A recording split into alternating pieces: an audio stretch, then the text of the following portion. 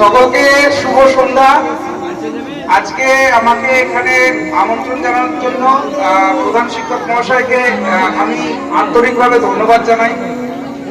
দেখুন, আমি একজন বিধর্মী অন্য ধর্মের মানুষ, তো আমার কাছে সবকিছু অজানা।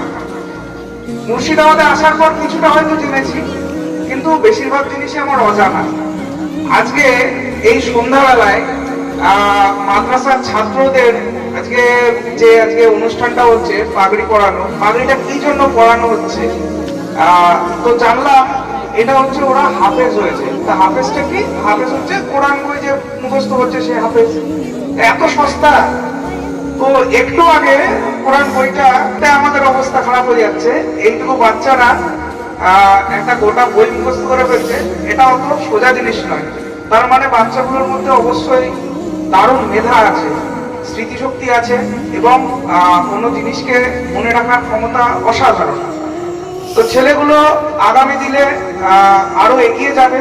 মাদ্রাসা যে শৃঙ্খলা, তারা যে এই শৃঙ্খলার মধ্যে রয়েছে, তাদের জীবনে সেই শৃঙ্খলাটা তারা বজায় রাখবে, তারা এগিয়ে যাবে। শুধু এদের তিনজন নয়, বাদ বাকি যত ছাত্র আছে সবাইকেই সেটা বলার যে মাদ্রাসার যে নিয়ম কানুন, যেরকম শৃঙ্খলাবদ্ধভাবে জীবনযাপন করা, চলা, খাওয়া দাওয়া, সবকিছুতে যে ডিসিপ্লিন এনেছে মাদ্রাসা, সেইটা তোমরা জীবনে নিয়ে চলবে, এগিয়ে চলবে। তাহলে অবশ্যই জীবনে সাকসেস পাবে।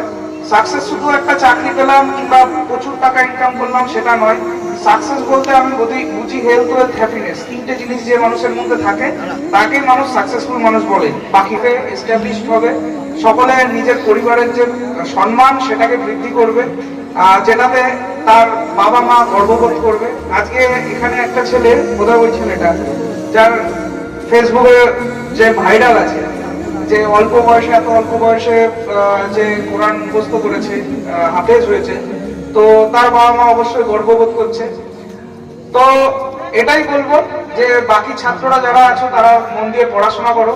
শুধু ধর্মীয় পড়াশোনাই না, বাদ বাকি পড়াশোনাও করো। জীবনে এগোতে হবে অনেক। জীবনে এগোনো বলতে ডাক্তার, ইঞ্জিনিয়ার সবকিছু হয়ে দেশের সেবা করতে হবে, 10 জন মানুষের সেবা করতে হবে। দিনের শেষে আমরা সকলে একটাই জিনিস ছোটবেলা থেকে শিখেছি, যে কাজী নজরুল ইসলাম বিদ্রোহী কবি একটা কবিতা উনি লিখেছিলেন, আমরা একই বৃক্ষে দুটি কুসুম, হিন্দু মুসলমান, হিন্দু তাহার নয়নমণি, মুসলিম তার প্রাণ। হয়তো উনি একটা ছোট্ট ভুল করেছেন। এই কবিতাটায় শুধু হিন্দু আর মুসলমানের কথা রয়েছে, বাদবাকি